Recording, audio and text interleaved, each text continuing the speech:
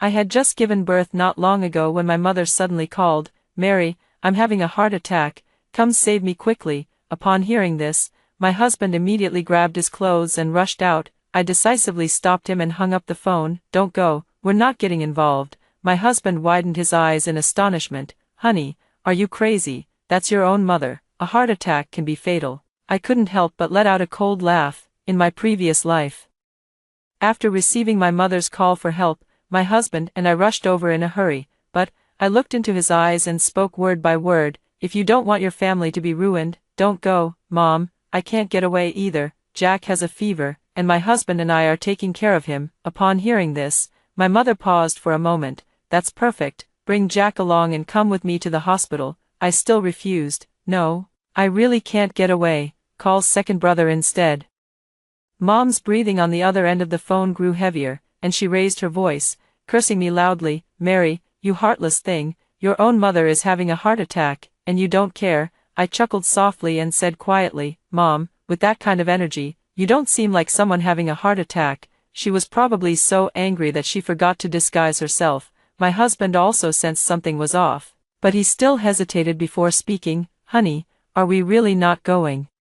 A heart attack can be fatal." I had already hung up the phone and was analyzing the situation seriously with him. If she was really feeling unwell, she could have easily called for an ambulance instead of calling me. Besides, my eldest sister lives closest to her, and my second brother doesn't have any children or responsibilities. Given his schedule, he's definitely still awake. Why would Mom call me, her youngest daughter who hasn't even finished her postpartum confinement? After hearing this, my husband fell into deep thought, but he still couldn't understand. "But why would Mom do that? What's the point of tricking you into going?" As soon as he finished speaking, my phone rang again. My aunt's voice was unusually anxious, tinged with a hint of blame. "Mary, what's going on? Your mother had a heart attack and you're not even paying attention. How could you do this? My sister used to care for you the most. You can't be that ungrateful person."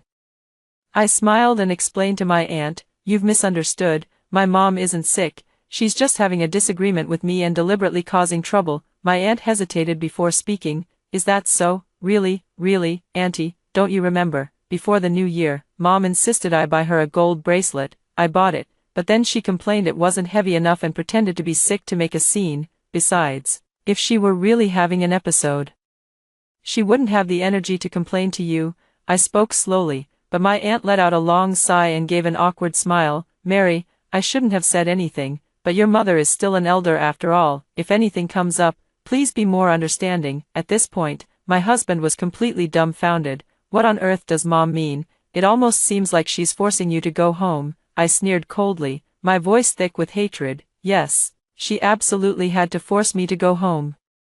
Because if I didn't go home, how could she swap our children?" My husband suddenly looked up, staring at me in shock. On this day in my previous life, my mother had also used her heart condition as an excuse to trick me into going home. I just had a baby and didn't feel comfortable leaving Jack alone at home, so I took the child with me back to my parents' house. She is my biological mother, so naturally she understands me. But I never expected that my mother would swap my child while I wasn't paying attention. I was completely unaware and raised this child as Jack for a full 5 years. It wasn't until our child had a physical examination for elementary school that we discovered his blood type didn't match either of ours. For a while, seeds of doubt sprouted in both my husband's and my hearts, and we questioned each other's loyalty. During that period, our home was in chaos, and we nearly got divorced. It wasn't until the paternity test results showed that the child was neither mine nor my husband's. Our child was swapped, and I immediately reported it to the police. After several rounds of investigation, I found out that this child was actually my mother's biological son. She was pregnant at the same time as me. My mother, using the excuse of missing home, deliberately returned to her hometown to give birth and stayed there until the child was born. She went to great lengths to swap our children, sending Jack to the countryside. However, by the time we went looking for him, the family that had adopted Jack had already passed away due to illness, and Jack was nowhere to be found, and the biological father of my mother's child turned out to be.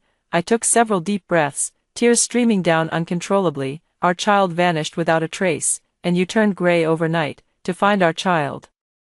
We sold all our family assets and searched everywhere, because we were in a daze.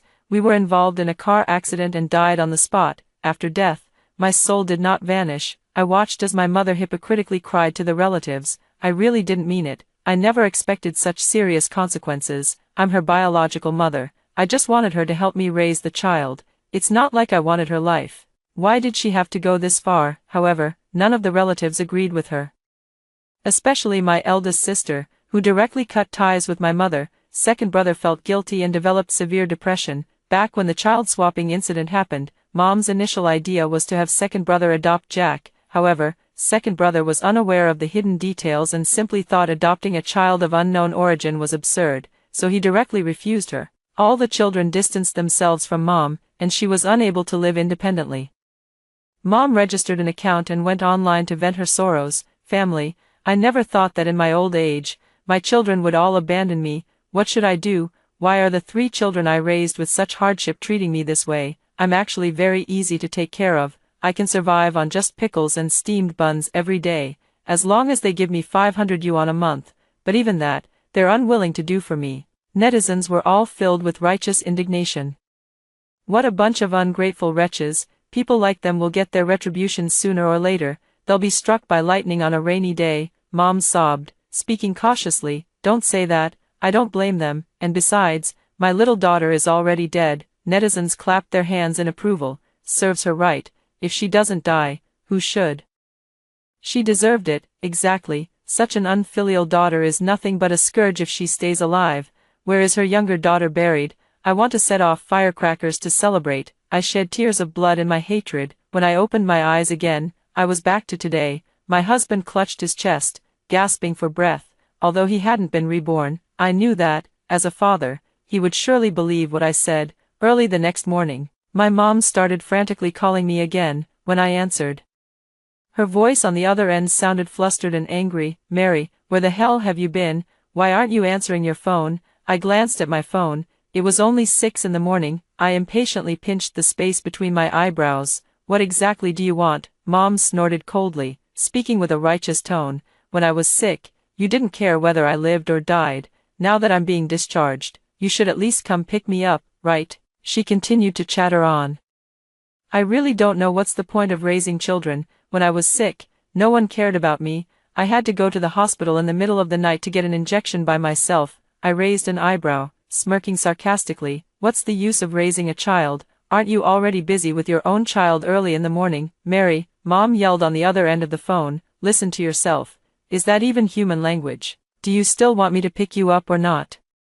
I slowly spoke up, cutting her off. When I arrived at the hospital, I spotted Mom standing at the entrance from a distance, glaring angrily. I got out of the car and proactively opened the door for her. Mom got in, glanced around, and suddenly froze. She frowned and asked me, "Where are your husband and Jack?" I pretended to be puzzled and asked, "My husband is naturally at home taking care of the child. What's wrong? Is there a problem?" Mom's face instantly darkened.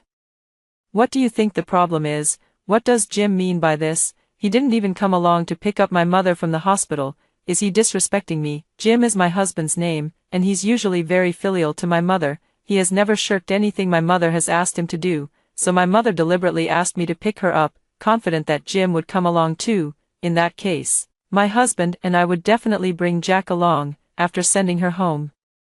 Mom would conveniently be able to exchange the 2 children. I couldn't help but laugh out loud. "Mom, are you some kind of big shot, or have you already crowned yourself the Empress Dowager, expecting a whole entourage to welcome you?" Perhaps because my words were too harsh, Mom finally sensed that something was off. Her voice was hesitant. "Mary, what's been going on with you lately? You've been acting like you've swallowed gunpowder all day. If you keep this up, I won't hesitate to share your behavior in the family group chat and let everyone see your true character." I suppressed the disgust in my heart and spoke through gritted teeth. "If you say one more word, you can take a taxi home by yourself." "You," my mother pointed at me, her face flushed with anger, but when she met my fiery gaze, she opened her mouth and didn't dare say another word. Mom's plan failed once again, and she was furious to the extreme. Sure enough, she started blaming me in the family group chat. "When you get old, everything you do becomes annoying. I don't want to get sick either." I was sick and asked my youngest daughter to pick me up. I never expected her to be so impatient. She practically pointed her finger at my nose and scolded me. In both the maternal and in-law family group chats, Mom posted the same message, as if it were scheduled to be sent. Aunt and auntie both rushed out to scold me. Mary, how could you be so ungrateful?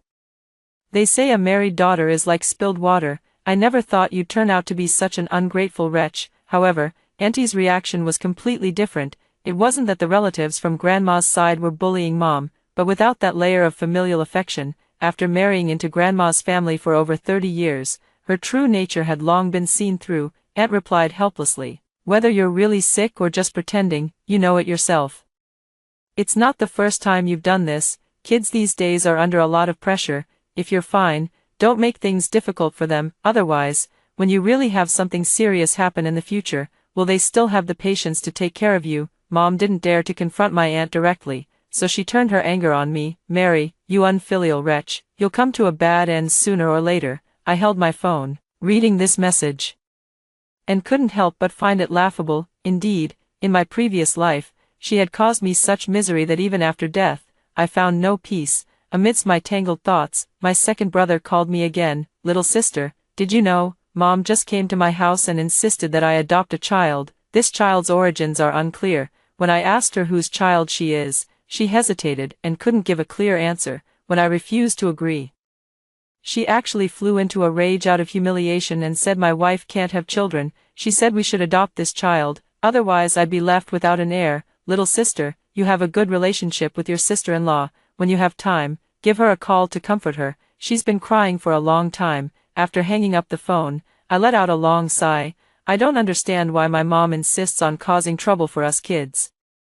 It seems that simply avoiding risks in this lifetime is completely useless, but before I could do anything, my mom had already taken action ahead of me. One late night half a month later, my husband and I were awakened by a heart-wrenching baby's cry. My husband groggily opened his eyes. "What's wrong? Did Jack wake up?" He forced his eyes open and, seeing Jack sound asleep in the crib beside him, couldn't help but pause in confusion. The crying continued. My husband and I exchanged a glance, then both turned our gaze toward the front door. Just then, a sudden knock sounded at the door. A neighbor shouted impatiently, "Mary, what are you two doing? Why did you leave the child at the door? Are you out of your minds?" Another neighbor's voice chimed in, "Exactly, it's the middle of the night, and the child is crying like this. How are we supposed to sleep?" Most of the neighbors knew I was pregnant and had given birth, so when they saw a child at my doorstep, they naturally assumed it was mine. Without another word, I picked up Jack and headed out the door. As soon as I opened the door,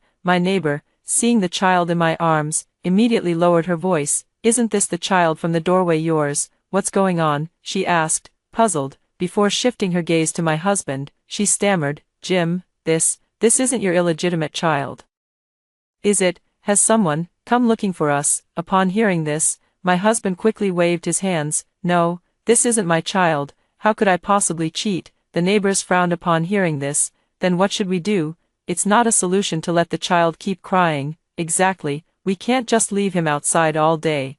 It's still cold out. Mary, why don't you take this child home first? After all, this child is at your doorstep, so it must be related to you somehow. Otherwise, why would this child appear at your doorstep for no reason?" I glanced at the child on the ground and said calmly, "We have no idea whose child this is. It might even be a case of human trafficking. To be safe, we should call the police." I finished speaking, picked up my phone, and was about to make the call without the slightest hesitation. Just then, a sharp female voice rang out, "No, you can't call the police." Mom ran over, panting heavily, and immediately slapped my back. "You child!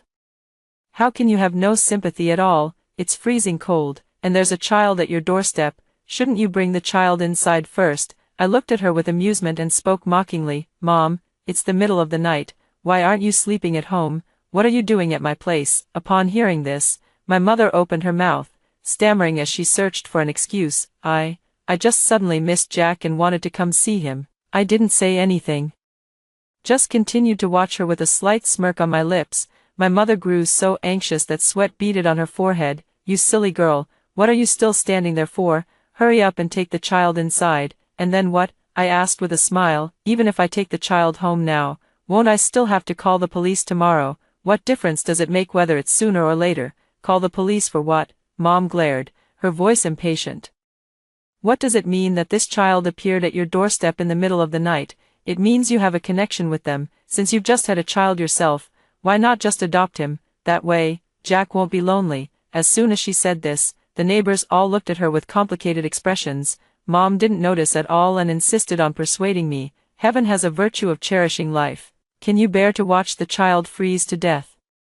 How did I raise you since you were little? Have you forgotten all of it? Being a good person, the most important thing is kindness." I couldn't help but let out a chuckle. "Mom, I didn't know you were a Buddhist." "In that case," I composed myself, my voice turning cold and serious, "do you believe in karma and retribution? What does this child have to do with me? Why would I adopt him for no reason? And besides, when did I ever say I was going to freeze him to death? I'm just calling the police, aren't I?" When Mom saw me holding up my phone, with the screen showing the dialing interface, her face instantly turned pale. She screamed in agitation, "You can't call the police. You absolutely must not call the police, you little brat. Give me the phone," she said, already trying to snatch it from me. My husband quickly stepped forward, blocking her path. The phone in my hand was already connected, and I spoke unhurriedly. "Your son is at my doorstep. Please come pick him up. I'm not raising your child for you, brother-in-law." I turned to look at my mother again, shaking my phone. "I've already notified the child's father." "Where is the child's mother, anyway?" "It's not my eldest sister." "Mom, look, am I not listening to you by not calling the police?" Her face turned pale and then flushed, looking extremely unpleasant. Mom gritted her teeth and spoke each word deliberately. "Mary, you're nothing but a troublemaker in this family." The neighbors perked up at the scent of gossip, all starting to whisper and discuss among themselves. "What does this mean? This child is Mary's brother-in-law's child, but not her sister's, so it's her brother-in-law's illegitimate child. But if that's the case, why does Mary's mother seem so protective of this child? Could it be that her eldest daughter isn't her own flesh and blood?" The aunties were utterly baffled. "Even if she isn't her biological child, why would she defend her son-in-law's illegitimate child? What's in it for her? Unless, all of you, shut up." Mom could no longer bear to listen and shouted to silence everyone. She reached out, picked up the child from the ground with a pained heart, and glared at me fiercely. "Mary, you'll pay for this one day." She turned to leave, but to her surprise, my eldest sister and her husband had already arrived. My eldest sister's voice was cold. "Mom, where are you going?" Upon hearing this, my mother's eyes quickly welled up with tears. She spoke with grievance. "Mary, that ungrateful wretch, teamed up with outsiders to bully me." As she said this, she glanced past her sister and fixed her eyes directly on her brother-in-law. Seeing that he remained unmoved, she put on a pitiful, pleading expression and shot her brother-in-law a coquettish glare. I crossed my arms and looked at my brother-in-law. "Brother-in-law, it's not right for your son to keep being left at my doorstep, is it? I have no obligation to raise your child for you." A flicker of panic crossed the eldest brother-in-law's face. He first glanced at the eldest sister, gritted his teeth, and finally nodded. "That's right, the child is indeed mine." The eldest sister wasn't as angry as he had imagined. She simply stared at his face and calmly asked, "Who is the child's mother?" I glanced at my mother and saw her lift her head, a mix of anticipation and fear in her eyes. The eldest brother-in-law took several deep breaths. "The child's mother is already dead." Upon hearing this, mother took a step back, her eyes wide with disbelief as she stared at her brother-in-law. Sister let out a light laugh and continued, "So, how do you plan to handle this child?" Seeing that the truth was out, the eldest brother-in-law decided to drop the act. He spoke with righteous indignation. "Naturally, I'll bring him home and let him be recognized by his ancestors." He glanced at his elder sister with a mocking look in his eyes. "Lucy, don't blame me for being heartless. Who told you that you couldn't give birth to a son? Our Wang family has been a single line for 3 generations. Just because your belly is useless and you gave birth to a daughter, our lineage is about to be cut off. Why should that be? Do you know that my mother, because she has no grandson, hides away and cries all day long, being laughed at by others?" He then softened his tone. "Lucy, don't blame me either. I have no other choice. At the very least, the title of the Wang family's daughter-in-law is still yours. I advise you to just obediently agree to this matter, register the son under your name, and publicly declare that we've had a second child.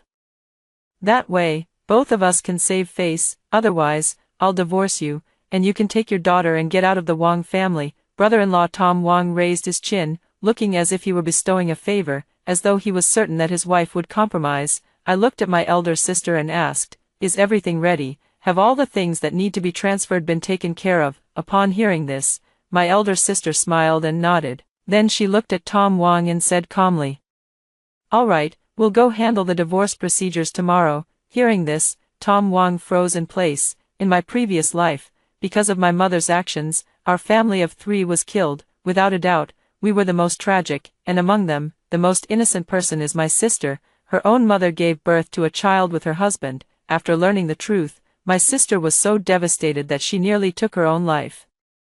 Tom Wong and his parents even went so far as to force my sister to accept the child, resorting to nothing but blame and curses, completely disregarding her feelings. Therefore, after being reborn, I returned to my hometown and obtained evidence of my mother giving birth to the child. I also listed some unusual looks my mother had given Tom Wong that we hadn't noticed before, and I told my sister the truth. Fortunately, my sister was willing to believe me. I asked her to find ways to transfer assets so she could secure the maximum benefit during the divorce. Tom Wong's voice trembled slightly. Lucy, have you lost your mind? You want to divorce me? How will you support our daughter if we divorce? The elder sister looked at him with a half-smile. If I remember correctly, your income is far less than mine. Why wouldn't I be able to support myself and my daughter? Besides, you were the one who cheated first, so you should leave with nothing. Don't even think about it.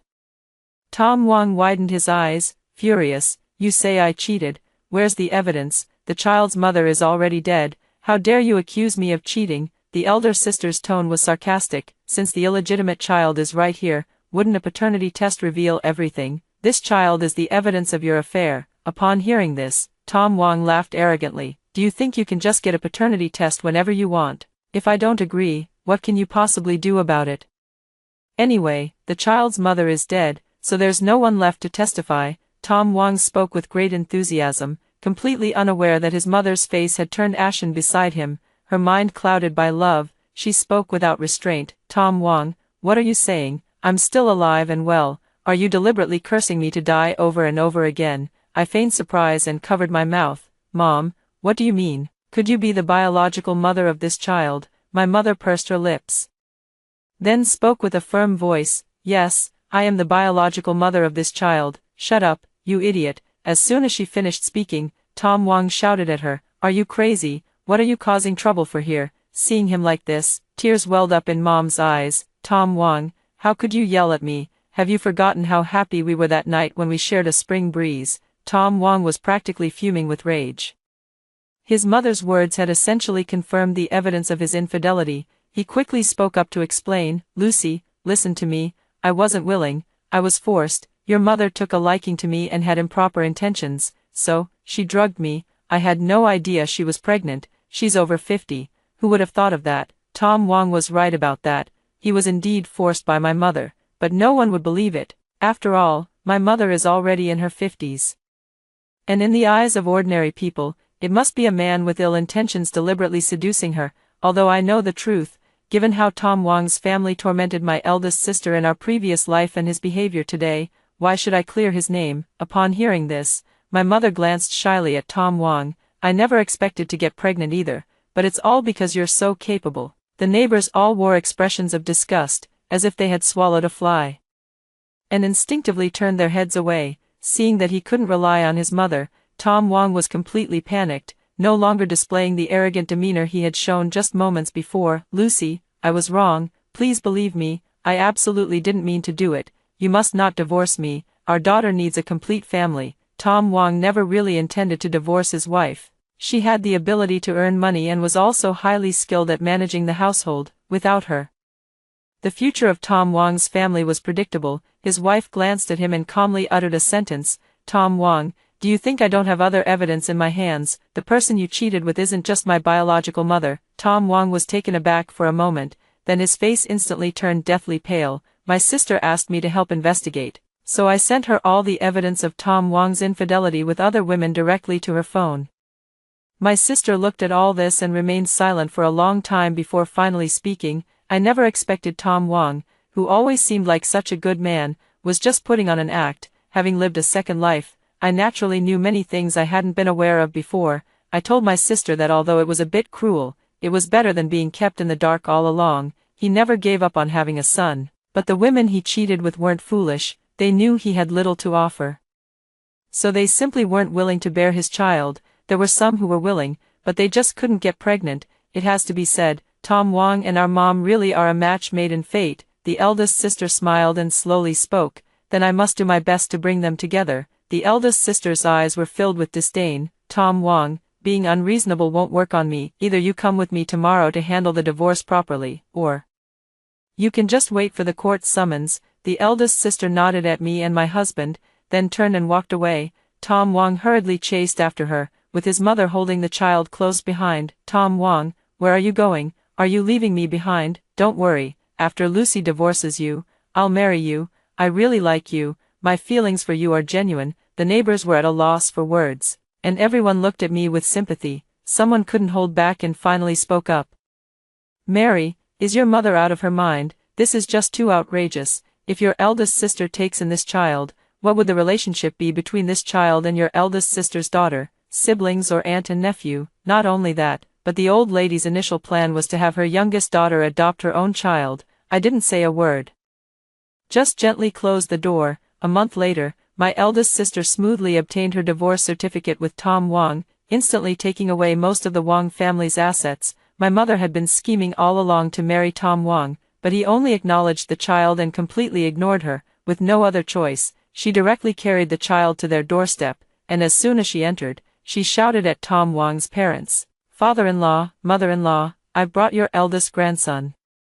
From now on, our family will live together happily, and I will definitely be filial to you." Tom Wong's parents looked both awkward and displeased. His mother was several years older than them. She eagerly called them Mom and Dad, while not forgetting to criticize her own eldest daughter. "Lucy is useless. She can't even give birth to a son. All these years, living with her, you must have suffered a lot, right? But it's okay, now I'm here." Mom and Dad.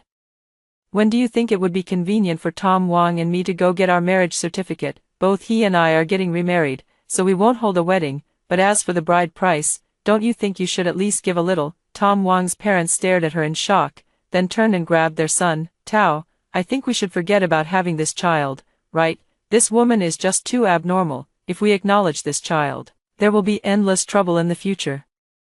Tom Wong whispered in persuasion, "How can we not want it? I've already gotten divorced for this. Our family has sacrificed enough for this matter. If our son can't be with us, then what's the point of all this turmoil? Don't worry, I have a way." Tom Wong's parents nodded in agreement. He looked at his mother, his voice filled with annoyance, deliberately feigning indifference. "Do you think having a son makes you special? If you're trying to threaten me with this, I suggest you give up that idea right now. Let me tell you, I don't care about this child at all. If I want a son, plenty of people can give me one." Mother looked at him with a sorrowful, infatuated gaze. "I know you're very charming, otherwise I wouldn't have fallen in love with you. But, a night of marriage creates 100 days of affection, and our child is always innocent." Tom Wong couldn't take it anymore. He slammed the door shut and explained to his parents, "Don't worry.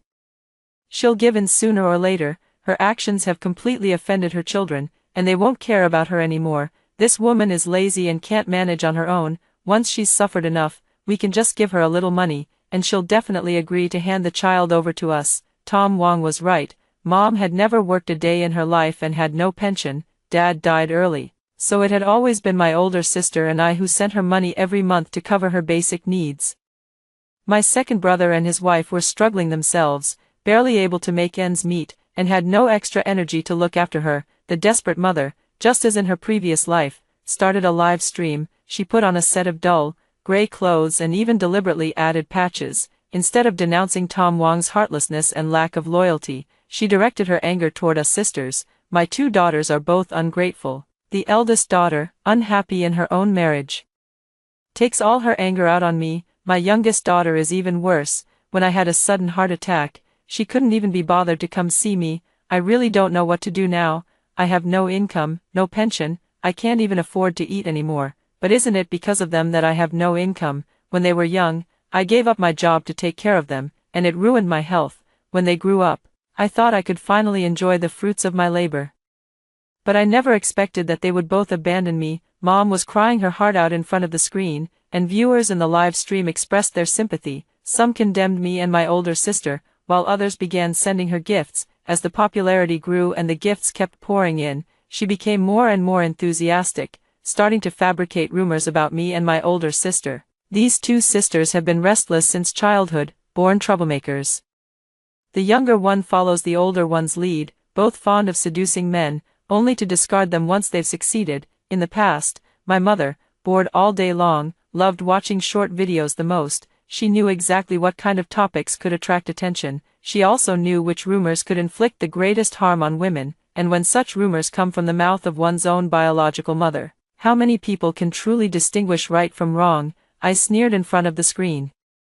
Then directly clicked to connect the call. Mom hesitated for a moment when she saw my profile picture, but in the end, she chose to answer. For someone who has already tasted the benefits of such traffic, how could she bear to give it up? Mom deliberately put on a surprised expression. Everyone, come and see, my little daughter has come to visit me. She must have realized her mistake. Child, you are my own daughter. As long as you admit your fault, I will definitely forgive you. The barrage of comments was particularly harsh at this moment. She must have seen that Mom has become an internet celebrity and rushed over to ride the wave of popularity. Ugh, how shameless. Just by looking at her face, you can tell she's not a good person. I didn't argue at all. Instead, I faced the camera and started playing the video from my phone. This video was actually the surveillance footage from my home's entrance, after being reborn, to avoid unnecessary trouble. I installed a video doorbell with surveillance at my home's entrance. The video clearly shows how the mother placed the child at my doorstep, when the neighbor came knocking, along with the most shocking revelation about Tom Wong's relationship with the mother and the child's true identity. The mother screamed, shut down the live stream, and quickly deleted the account, but it doesn't matter. I've uploaded all the unfinished videos to my own platform account. The video quickly went viral. And in no time, the family group chat where my mom loves to vent about us exploded. My mom kept calling me, and the messages she sent were filled with foul language. I sneered and decisively blocked her, but I knew, given how unhinged she was, this wasn't over yet. Sure enough, after another month or so, a neighbor told me that my mother had been sneaking around our neighborhood. Jack was growing up, and sometimes my husband and I would take him out to sunbathe in the community. One day, as I was just pushing Jack downstairs, a woman walked straight toward me. She smiled warmly and asked me softly if there was a supermarket in the neighborhood. A gentle and kind appearance. I pointed in a direction for her, but she still looked at me blankly. Where are you talking about? Is it over there? As she looked towards the east, she forcefully pulled me forward a couple of steps, and I grabbed her hand. What are you trying to do? The woman gave an awkward laugh upon hearing this. I didn't mean anything by it. I'm nearsighted and couldn't see clearly. I didn't mean to grab you. It's just a habit. Ouch. As soon as she finished speaking, a woman's scream came from behind me. Two plainclothes police officers pinned my mother to the ground. Their voices stern. Miss, you were right. She really was trying to steal the child. Seeing this, the woman tried to make a run for it, but her arm was tightly gripped by me, leaving her with no choice but to be arrested on the spot in despair. At the police station, my mother angrily defended herself. Are you all insane? I'm Mary's biological mother. What do you mean, stealing a child? I came to see my own grandson. But the woman in the interrogation room confessed everything. She said they were a child trafficking ring, and my mother, by some means, had found them and provided them with my family's information. At first, the human trafficking gang didn't believe it. Who in the world would hire someone to kidnap their own grandson? But my mother swore an oath and confessed everything about having a child with her son-in-law. By this point, the traffickers were somewhat convinced, as few normal people would engage in such an affair with their son-in-law. To prove she wasn't an undercover agent, she even participated in another kidnapping incident to gain their trust. Mom wants to abduct Jack, then pretend that the trafficker had a change of heart or, due to special circumstances, couldn't get away in time, leaving the child at the entrance of the residential area for us to find, creating a false alarm. But the child left at the entrance of the residential area would be replaced with her own biological son, after going around in circles. In the end, she still wants to swap the two children. It makes sense. After all, in this lifetime, her previous attempts to swap the children have all failed. She thought I only knew she wanted me to adopt her biological son, and that I was unaware of all this, which is why she dared to continue her antics so brazenly. Seeing there was no room for negotiation, my mother pointed at me and began the emotional blackmail. I am your biological mother. You can't let the police arrest me. You must write a letter of forgiveness for me and take care of me in my old age, otherwise I'll sue you for being unfilial. I'll ruin your reputation, and you'll never be able to hold your head up again. I couldn't help but laugh out loud. Mom, what good would it do if I wrote you a letter of understanding? Have you forgotten that you were also involved in another trafficking case? Upon hearing this, Mom was completely dumbfounded, her face turning deathly pale. Fortunately, the case was solved in time, and the child Mom had trafficked was quickly found and returned, but there was no doubt about the crimes she had committed. Mom was sentenced to 20 years in prison. The Tom Wong family finally got their wish and had a child, but gradually, as the child grew up, they discovered a problem. The child's intelligence seemed to be below the normal level. At 3 years old, he was still dull and unresponsive to everyone. Tom Wong quickly took him to the hospital, where the doctor reproached them with deep sorrow. How can you parents be so irresponsible? The child was already born to an older mother, so there are many potential risks. Later, the child fell and injured their head but didn't receive timely treatment. Now, it's too late to say anything. It turns out that after the truth came to light, the mother not only lost her daughter but also failed to pursue her own love. She was in a daze and accidentally bumped the child's head, but at that time, she didn't take it seriously at all. She even used the child's injury to play the victim card with Tom Wong, hoping to gain his sympathy. The entire Tom Wong family was dumbfounded, but their obsession with their son and grandson was so deep that they were willing to spend all their family wealth to treat him. Unfortunately, it was still of no avail. In his frustration, Tom Wong became addicted to online gambling and incurred massive debts. After he was completely unable to repay the money, several burly men went to the Wong family and took him away. Tom Wong was never heard from again. In the blink of an eye, 5 years had passed, and Jack was about to start elementary school. When my eldest sister's daughter was on summer vacation, she brought her to our house. Although the siblings were of different ages, they had a great time playing with Legos together. My eldest sister's smile was bright and cheerful, and my husband and I watched the children with smiles on our faces. No one ever mentioned Mom. After hearing the first story above, what are your thoughts? Feel free to share your opinions in the comments section. Next, there is another similar story. Let's continue to see. Grandma, who firmly believed that peachwood branches could ward off evil spirits, was whipping my feverish younger brother with them. Seeing my brother foaming at the mouth from the beating, I called my parents back, saving his life. My brother grew up as he wished. Yet I became a brother-supporting demon. Under my parents' pressure, I dropped out of school to work and earn tuition for my brother.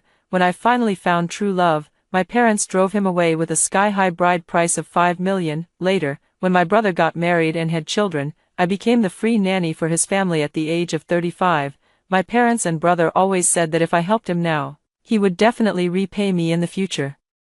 But when I needed money for medical treatment due to long-term malnutrition, my brother kicked me out of the house. You eat my food, drink my water, and still covet my money. You're nothing but an ungrateful wolf. I died alone in the freezing, desolate snow. Opening my eyes again, I had returned to the time when my 7-year-old brother was suffering from a persistent high fever. In the village, there had always been an old saying that peachwood branches could ward off evil spirits. When a child cried, a peachwood branch would be used to give them a light tap. The child is sick, keep giving him a few smacks. If a few smacks don't work, then give him 2 smacks, 3 smacks, smack him hard. After giving birth to me and my younger brother, our parents went to work in the city. My brother and I were smacked by our grandmother until we were 7 years old, having been whipped by the peachwood branch too many times. Whenever we saw Grandma pick up the peachwood branch, we would never dare to make another sound to annoy her. Seeing us quiet down, Grandma would chuckle and say, "The things left by our ancestors are truly useful. Once the peachwood branch appears, no little ghosts dare to show up." Back then, my brother and I relied on each other for survival. What I feared most was my grandmother's peachwood branch. It wasn't until I grew up, became homeless, and died from a serious illness, that I realized the most terrifying thing in this world is actually the human heart. "Sis, I feel so sick." My 7-year-old brother curled up into a ball on the bed, cold sweat beaded on his forehead, his whole body was trembling. I opened my eyes and looked at the childhood scene around me. My mind momentarily dazed. Grandma, sleeping beside me, had already thrown off the covers and turned on the light. Under the dim light, Grandma reached out to touch my younger brother's forehead, her brow involuntarily furrowing. Grandma reached out to pick up my younger brother, but he pushed her away with a shove. The younger brother clutched the corner of the blanket, mumbling, "Mom, I want Mom to take me to the hospital." Grandma snorted coldly and scolded. "The hospital is not a place you can just go to whenever you want. It's a place for those who want to die. Your cousin became paralyzed after getting injections and medication at the hospital back then. You're possessed by a little ghost. Shots and medicine won't help. You need peachwood branches." As she spoke, Grandma pulled out the peachwood branches hidden under the bed covers. She raised her hand and struck my brother with them. The younger brother felt the pain, crying and wailing in a babble, "Woo-woo, it hurts so much, I want Mom and Dad." Grandma gritted her teeth and said, "Your parents can't even fight off the little ghost, calling them back won't help, a few lashes and the little ghost will be gone. What are you crying for?" A grown man. The sound of whipping grew even more intense. My brother clenched his teeth tightly, not daring to make another sound. My mind gradually cleared. I finally realized that I had been reborn. Returning to the year when my brother, Casper, was suffering from a persistent high fever. "Sis, after all these years, you've been eating my food, drinking my drinks, and now you're asking me for money. Isn't that a bit too much? If you're sick, just go die. Why are you ruining me? My wife and son have had enough of your disgusting, pathetic state. Don't force me to lay hands on you. Get lost. If you're going to die, do it far away. Someone like you just pollutes the air by being alive." These were the words spoken by 38-year-old Casper before I died, still echoing in my ears. Before me, 7-year-old Casper was already foaming at the mouth and losing consciousness. I clenched my fist tighter. After all, I no longer had the panic and worry from my past life, nor did I have the thought of running barefoot for dozens of kilometers to the village store to call my parents in the city. I quietly watched the peachwood branch in Grandma's hand fall repeatedly on Casper.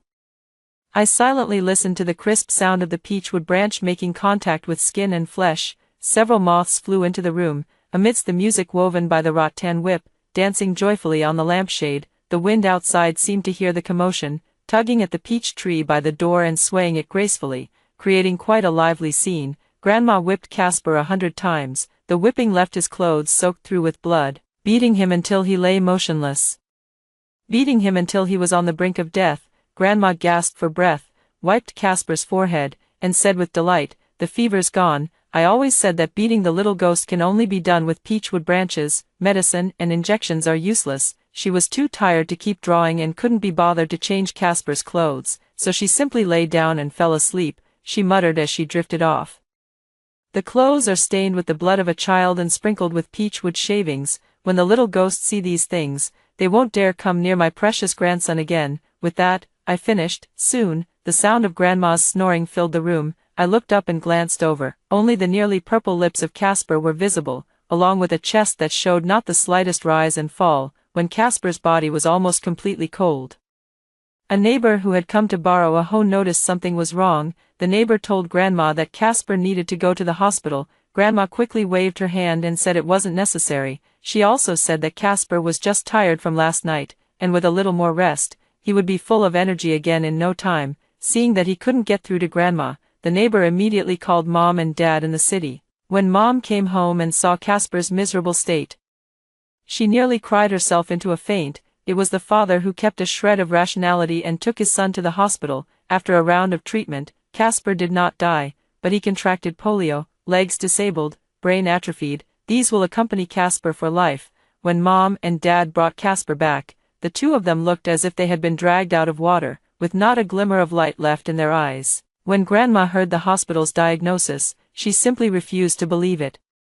She even went so far as to continue whipping Casper with a peachwood branch. "It's all because of that little demon possession." I said, no hospital, no hospital. Now he's become like a cousin, a complete fool. Are you really Casper's biological mother? How could you harm your own son like this? Let me quickly use a peachwood stick to whip him, drive the little demon away, and my dear grandson will be lively and jumping around again. Watching Grandma approach Casper, Mom could no longer hold back and yelled at Grandma, "You old hag, do you even know that it was you who made your grandson sick in the head? Casper was just suffering from a cold and fever, but you insisted on whipping him with a wooden stick. After whipping him, you didn't even change his clothes. He had a massive infection all over his body. You don't believe in doctors or science. It's you who ruined your grandson." Mom broke down, crying bitterly. Dad's tears fell too. Amidst the sorrow and pain, Mom and Dad's eyes were filled with hatred for Grandma, and this kind of hatred, in my previous life, they only directed it at me. "If you don't drop out of school, who will earn the tuition for Casper? He's your brother, the only brother you can rely on. Of course, you can get married if you want, $5 million in bride price, and have the man buy a house in the city for your brother, then I'll agree. You're already over 30. How much money can you earn working a job? it's better to be a nanny for your brother, at least your brother will remember this favor. As I've said before, don't even mention marriage without 5 million and a house. When we get old, you'll take care of me and your dad, and our pensions will all go to you anyway. They coaxed me into giving, while also scolding me for being useless and incompetent. Yet I always put family first. How could I have known that my hard work and dedication would lead to a fate of dying from illness, with not even my bones left to bury? Now it's fine. Casper is a disabled fool who can't go to school, can't get married, and can't have children, and I don't have to earn his tuition, save for his bride price, or be his nanny anymore. Looking at the sorrowful faces filling the room, huddled in the corner, I couldn't help but smile. Mom couldn't bear to leave Casper alone with Grandma to suffer. Mom stayed in the village, day and night. She stayed by Casper's side, hoping for the day when Casper would recover. But how could Casper's grandmother, who would occasionally take advantage of her mother going to work in the fields to beat Casper with peach branches, allow him any chance of recovery? Your brother is like this entirely because he's possessed by a little ghost. But this ghost is a bit more powerful. It's a fierce ghost. Watch me exorcise this evil spirit. No one is allowed to harm your brother, Casper. You must pull yourself together. Once the evil spirit is gone, you'll be fine. A few discreet attempts had not yet shown Grandma that Casper was returning to normal, so, while Mom was following the family planning regulations to get an IUD inserted, Grandma went all out. She gave Casper a fierce beating. It was even more intense than that night. She even broke 3 peachwood branches in the process.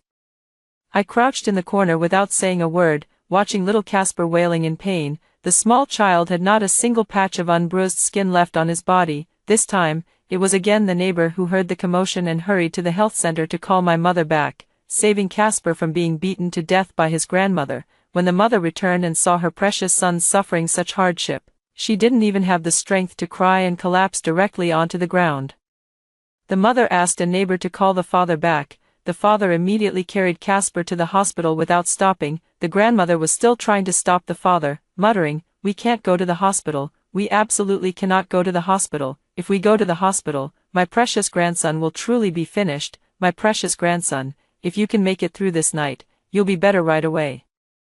Dad couldn't stand Grandma's superstitious beliefs and pushed her away with a kick. In his crimson eyes, he felt like killing Grandma. Grandma was frightened by Dad's outburst and couldn't utter a word for a long time. After Dad walked away, Mom finally snapped back to reality. She slowly got up from the ground, went out the door, and broke off a thick, long peach branch from the peach tree. Then, step by step, she walked toward Grandma, seeing Mom's dazed and disoriented state. Grandma thought she had also been possessed by evil spirits. "Girl, what's wrong with you?" Mom let out a cold laugh and said, "Mom, you're always complaining about back and leg pain. I thought since peach branches can ward off evil, I'd try to drive the evil out of you too." Mother's gaze turned fierce. Grandmother froze. Then, Grandmother's piercing scream echoed throughout the entire house. "This is unfilial.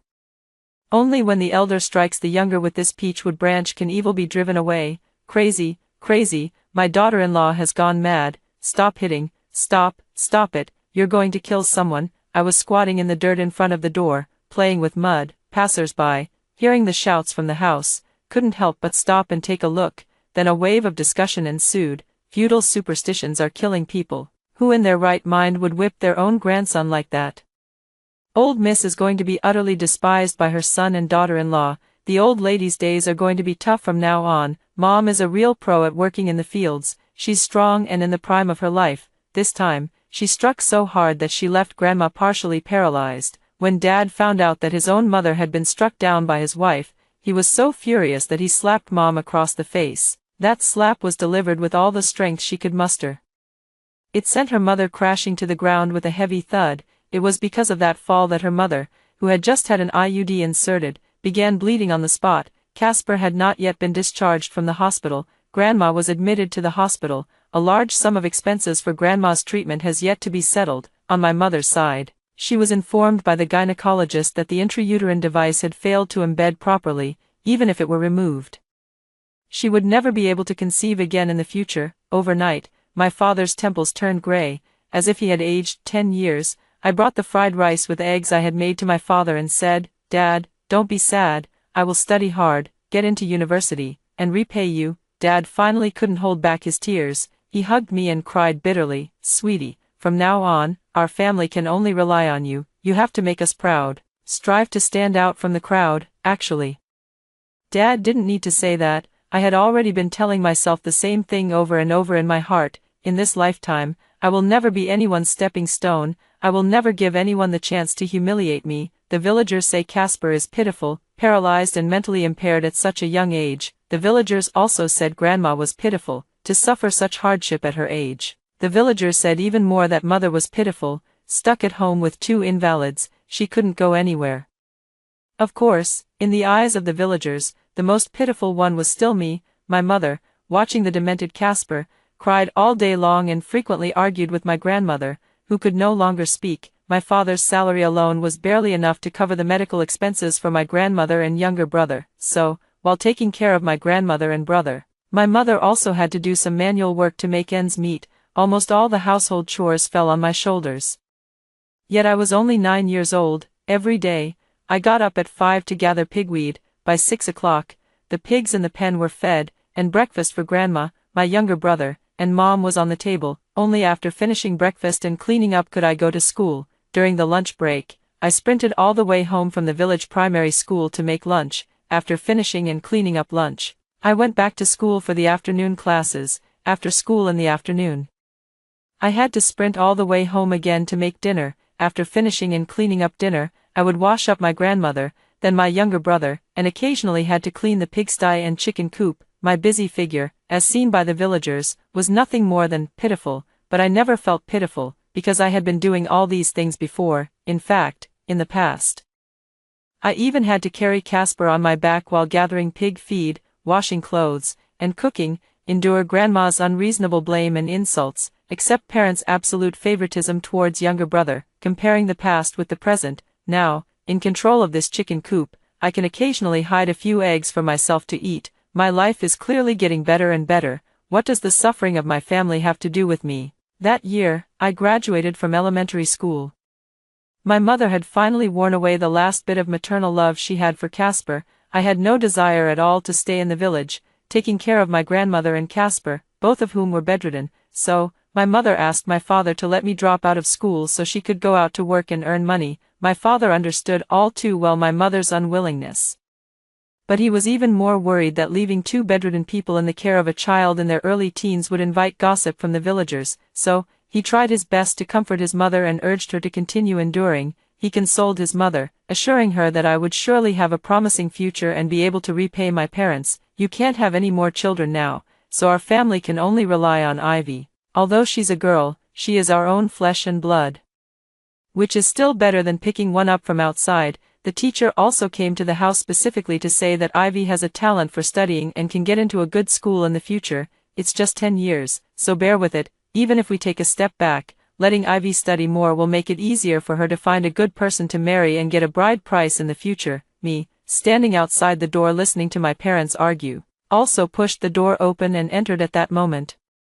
I took out the scholarship I had won from the Olympiad competition. Dad, Mom, here's the $100 I got for winning the gold medal. The teacher said that as long as I study hard, I can keep getting scholarships, and I'll be able to repay you soon. When I get into university, go to the big city, and make a lot of money, I'll find the best doctor for my brother and the best nursing home for Grandma. I will buy a big house in the future, bring my parents to live in the city. And I will be filial to them for the rest of my life. Little me, when I said these words, I was sincere and earnest. There was not the slightest trace of deliberate performance. Dad's eyes immediately reddened, moved to tears by having such a good daughter like me, but Mom's eyes remained icy cold, a deep-seated distrust from the heart. Mom walked over and tore the $100 bill from my hand, then she slapped me hard across the face. Her fingertips trembled, her words sharp and vicious. You little brat, you might fool your dad, but you can't fool me. In the 2 years I've been in this house, you've never said more than a few words, but the moment your dad comes back, you're all over him, trying to win his favor, and now you're talking about going to college and making big money. Don't think I don't know what you're really after. You want to study well and escape this home, don't you? The only junior high school is in the county town, and if you go there, you'll have to live on campus. By then, you definitely won't come back to help out. You want me to take care of 2 bedridden people all by myself, while you enjoy yourself outside. Don't even dream about it. Dad shielded me in his arms and immediately started arguing with Mom. Why are you taking your anger out on the child? Ivy is so young, what does she know? She just wants to study. Her thoughts aren't as dirty as yours. It's clearly you who can't handle hardship. I know you hate me. Hate me, at worst, we can get a divorce. You're a hen that can't lay eggs. I'd like to see who would want you after a divorce. Dad used divorce as a threat. Mom, on the other hand, blamed all the mistakes on me. Whenever people in the village see me, they say I have both the old and the young at home, telling me not to go out to work. He kept telling me that Ivy is a good girl and that I should treat her better. Who told everyone about me wanting to go out to work? Who was gossiping about it in front of others? If it wasn't Ivy, then who else could it be? When your mother was beating Casper with the peachwood branch, Ivy was just standing there watching. She's a grown woman, and she's educated. How could she not know that what your mother was doing was superstitious nonsense? Why didn't she say a word and just let your mother beat Casper like that?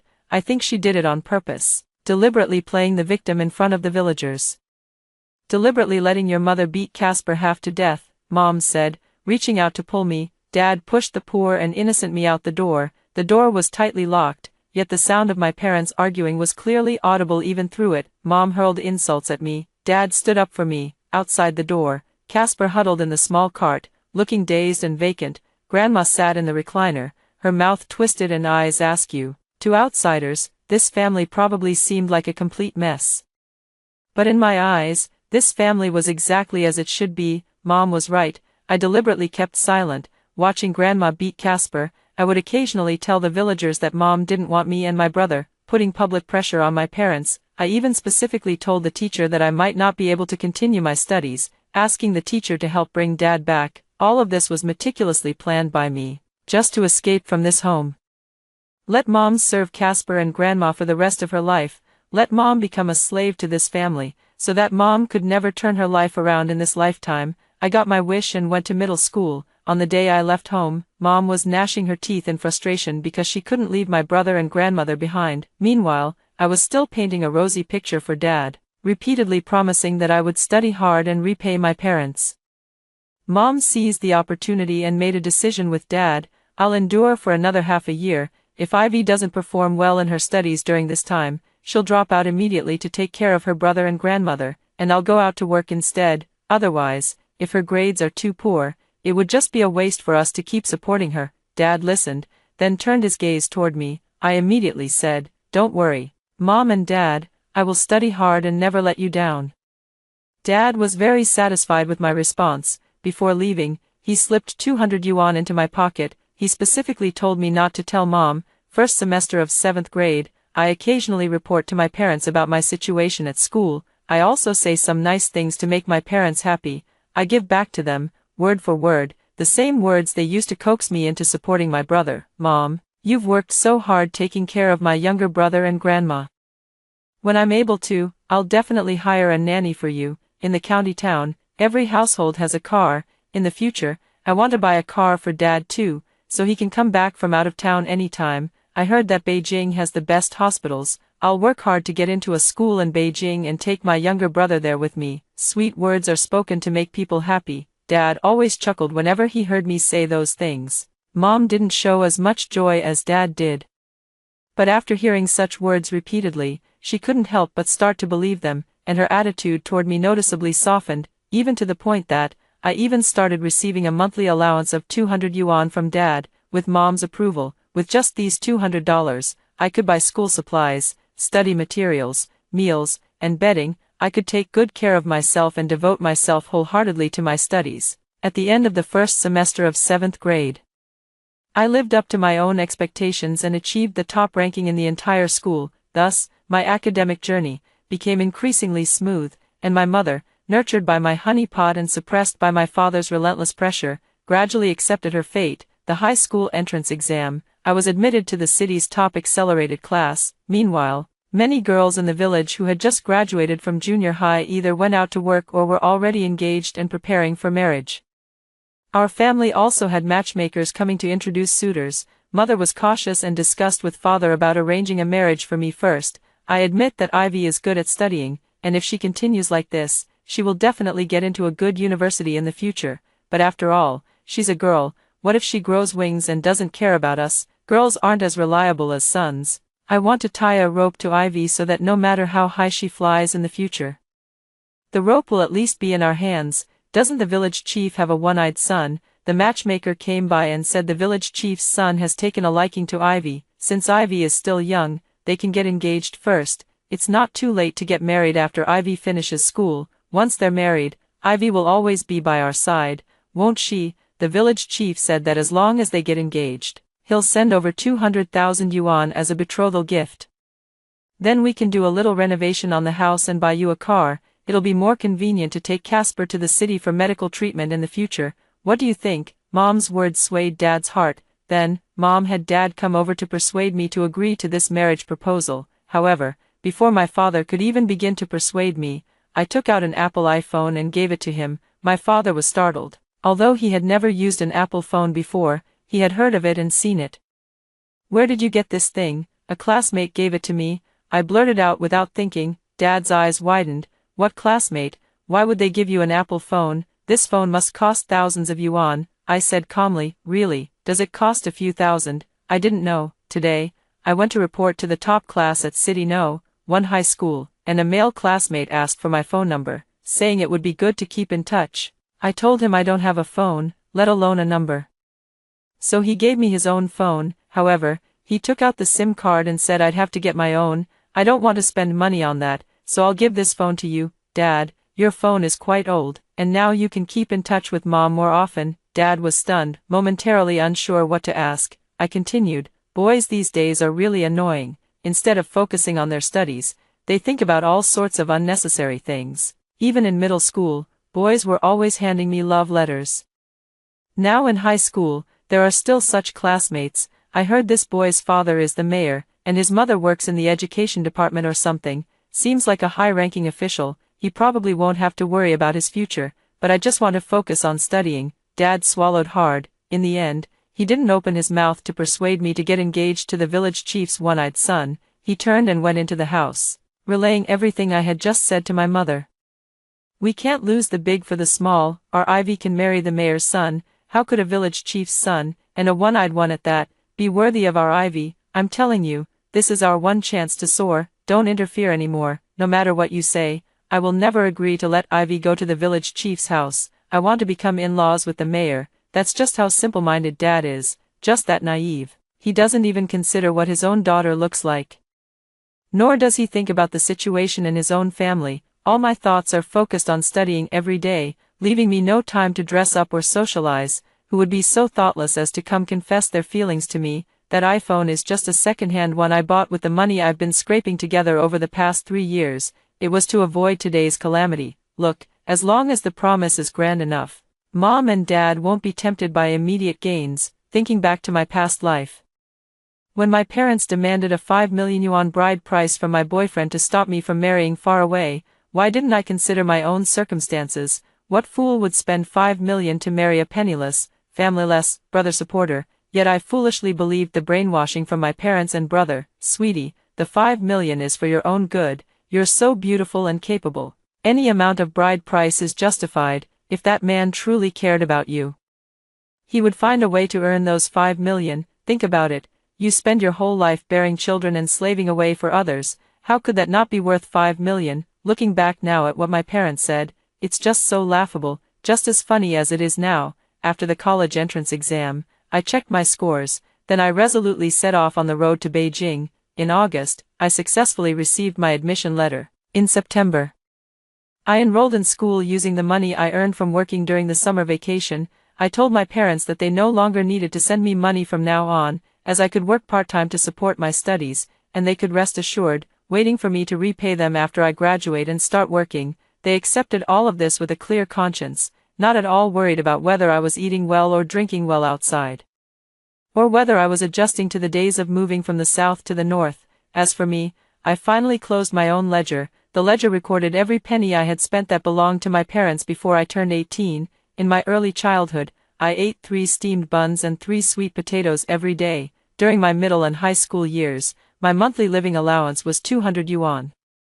Based on today's prices, the total would be no more than 20,000 yuan, even with interest and inflation factored in. Repaying my parents would amount to at most 50,000 yuan. The the number 50,000 is firmly etched in my mind, just waiting for the day I can return it to them, so that I can have no further ties with them. Ivy, you're a sophomore now, you should be able to get a scholarship, right?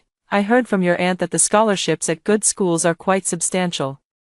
Also, are you dating anyone now? Is it the mayor's son? How much allowance does he give you each month? In middle school, whenever I called home, I would coax my parents into giving me an allowance. My mother had long since caught on to my intentions and, in order to reduce the number of times she had to give me money, was no longer willing to answer my calls.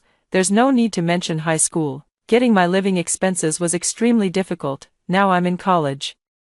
I don't need them to provide living expenses anymore. Instead, they've started calling me more frequently. I know, they're afraid that once my wings are strong enough, I'll just fly away. To finish my studies smoothly, I had to scrape a little money from my scholarship to give to them, and scrape a little more from my part-time work to give to them. No matter how much, as long as the money is transferred to them, it can always keep them quiet for a while. It's just that the greed of my parents is not something a college student like me can afford. In just 2 short years, that 50,000 yuan, I had actually already paid it off. Looking at the numbers on the ledger that had been cleared, a smile spread across my face. It was the joy of having successfully redeemed myself, regardless of whether my parents acknowledge it or not. But for me, from now on, I will have no further connection with them. The second year of university came to an end.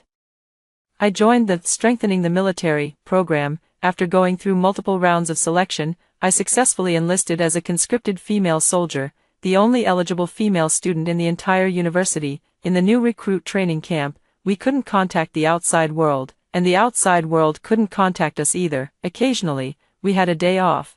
I couldn't be bothered to respond to my parents' constant pestering. I studied as I was supposed to, live life as it should be lived.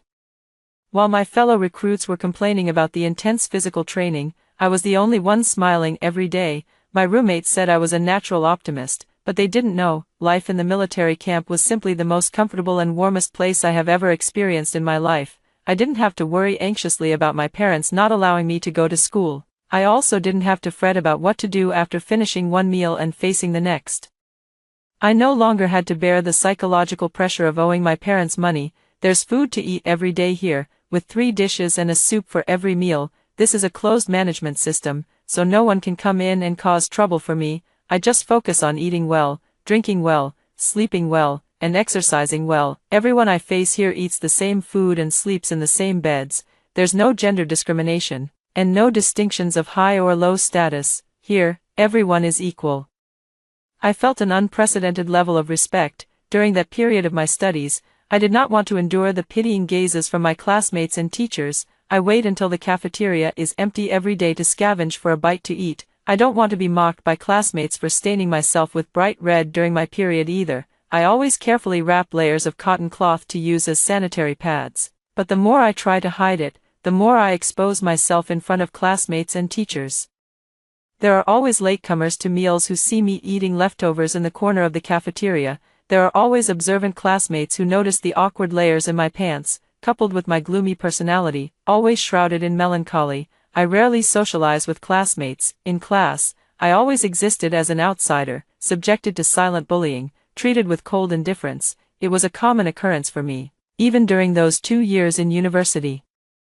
I am working to pay off a debt of 50,000 yuan. I study day and night and work tirelessly. My life is far from what a normal person or student should have. Now, I can eat my fill and dress warmly. How could I not be content? It's just that my parents, who had been eagerly waiting for me to achieve something, upon learning that I had enlisted in the military, unceremoniously made a scene at the new recruits camp. They specifically asked to see me. The instructor thought my parents missed me too much, so he let them in. Unexpectedly, the instructor hadn't left yet. My parents immediately started packing my luggage, urging me to go back. We sent you to college so that you could find a well-paying job after graduation, not to play around in this godforsaken place. Hurry up and go back to school now. Focus on getting your diploma and then go work.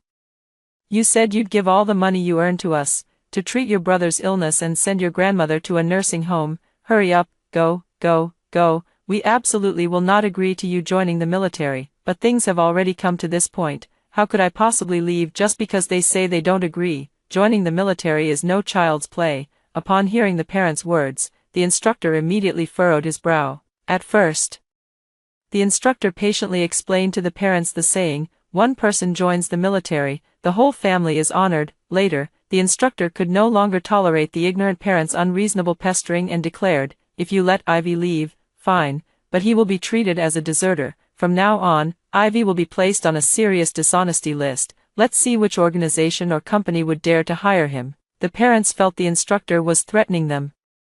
They didn't believe a word of it. They even raised their voices louder than the instructor. If this weren't a military camp, they might have even tried to fight the instructor. While my parents and the instructor were entangled, I contacted the village chief. Shortly after, the village chief arrived and immediately led my parents out. "Stop making a fuss. Joining the military is a good thing. Having a female soldier from our village is an honor for the entire community. If you keep making trouble, not only will you miss out on this year's village dividends, but I might even end up with a disciplinary record. Do you think joining the military is that easy? This is a special forces unit. They serve the country. Ivy has a bright future ahead of her. Just be patient. You've waited all these years. Wait a few more. Once Ivy becomes a female officer, your good days are still ahead." The village chief painted an impossibly grand picture for her parents.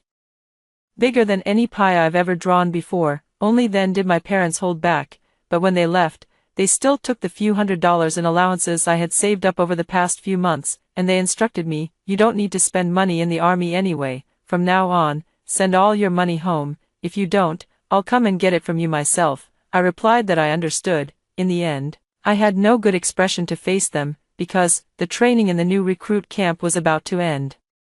I was about to go to a place they would never find. I joined the peacekeeping forces. Due to my special status, I almost disappeared from the sight of everyone from my past. My parents completely lost contact with me. They wanted to come find me, but I don't know where to find me. They could only place all their hopes on the village chief. The village chief delivered each and every military merit certificate to the parents. Each time he delivered them, he would also bring along 1 or 2,000 yuan in bonuses that belonged to military families. At first, the parents were very happy.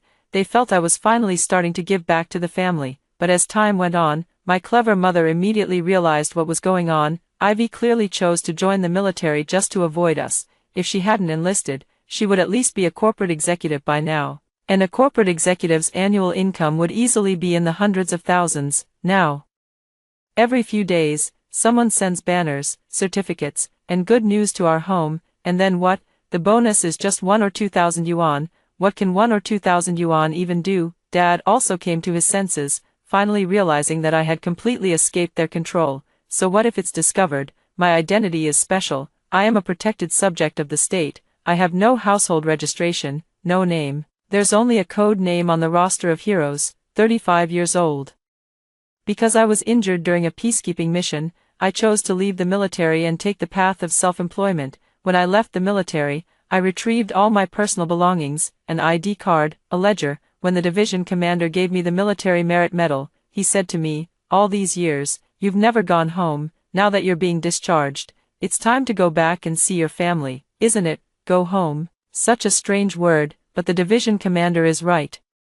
I really should go home and take a look. The journey home is long, 2 connecting flights, 3 train rides. When it was time to take the last bus, I ran into my boyfriend from my previous life on the bus. He was accompanied by a woman of similar age, with a son and a daughter. The whole family looked quite prosperous. They seemed to be living a very happy life. He and I exchanged a glance, nodded with a slight smile, and then stepped aside to make way for me. He politely said, "Military personnel first." I smiled faintly. "I've already been discharged. Let the flowers of our motherland go first." The 2 children touched my military uniform and said with hopeful expressions, "Mom and Dad, I want to be a soldier when I grow up too." The couple patted their children's heads and said, "Then you must study hard. Only by becoming a useful person can you have the chance to serve our motherland." A moment of great joy. I felt a sense of relief as I watched.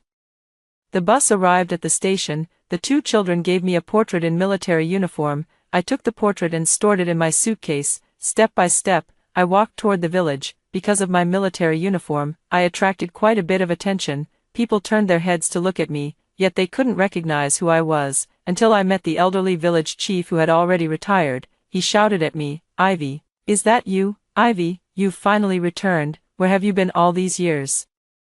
Hurry home and take a look." The village chief led me home. The old dirt roads had all been paved with asphalt, the previous dirtiness and disorder have also been improved, rural construction has seen significant changes compared to the past. These are all symbols of the prosperity and strength of our motherland. I am very happy to see such changes in the village. The village chief told me about the village's affairs over the years while also sharing the changes that had happened at home.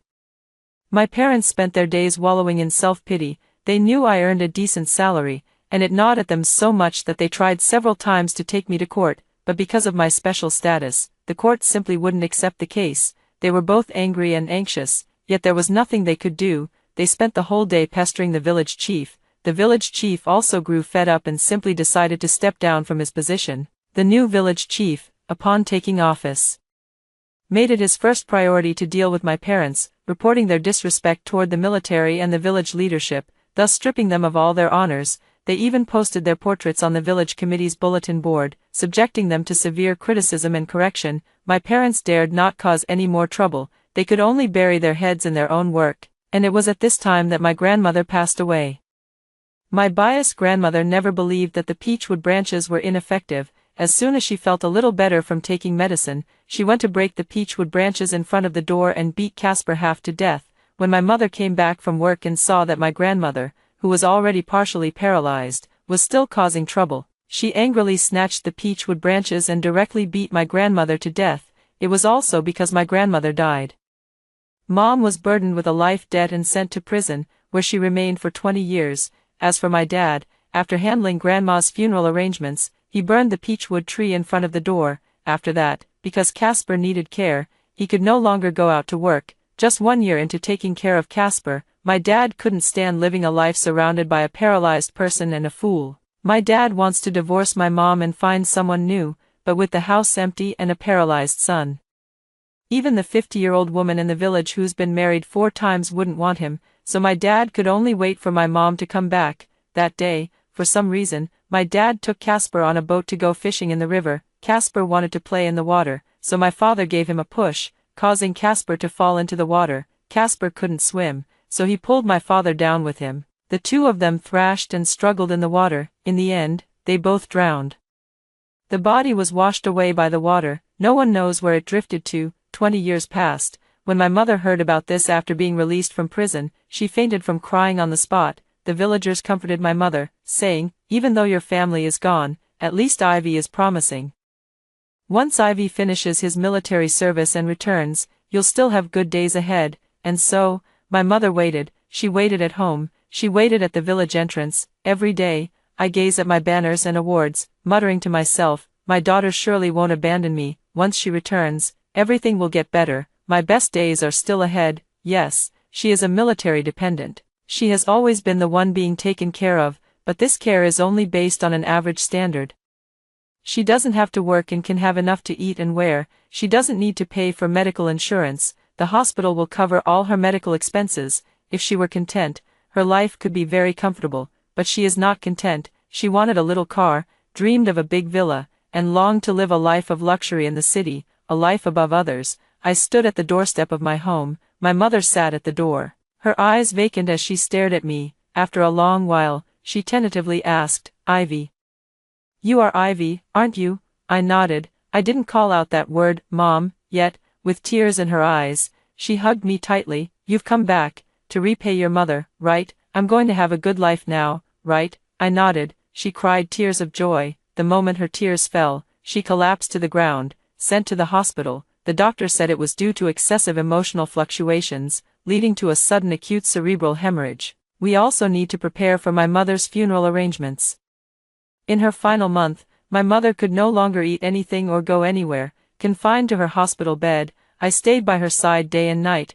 I said things I had never spoken of before. Mom was actually very clever. While Dad was being led around by me, Mom was the first to notice something was off about me. "You're right. When Grandma was beating Casper with the peachwood branch, I deliberately didn't stop her.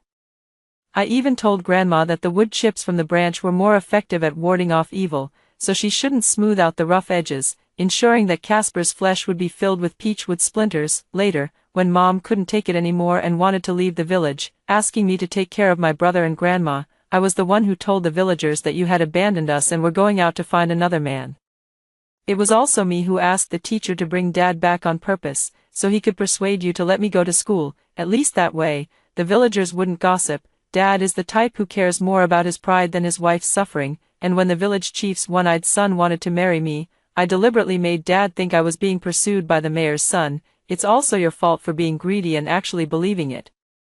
How could you not consider our family's circumstances and what your daughter looks like? How dare you hope that the mayor's son would take a liking to me? When I recounted every word of those years of forbearance to my mother, she kept crying. Her eyes could no longer see, her mouth could no longer speak, but her body trembled violently. The doctor once advised me to give up on treatment, but this is my mother. She is the only family I have left in this life. How could I let her die so easily? My mother teetered on the brink of death 20 times. Each time, I pleaded with the doctors to save her at any cost. Everyone around me thought I was the epitome of a devoted daughter, but I'm afraid only my mother knew that I did it all out of revenge. Revenge for all the suffering I endured in those years. Revenge for all the misery I suffered in my past life. Mother's entire body was covered with tubes. After being tormented by pain for a month, she finally breathed her last.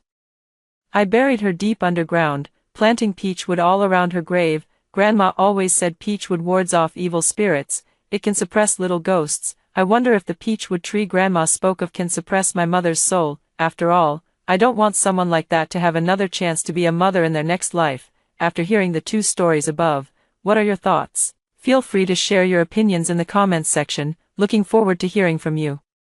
If you liked this story, don't forget to like it, share it, and subscribe to my channel. See you next time.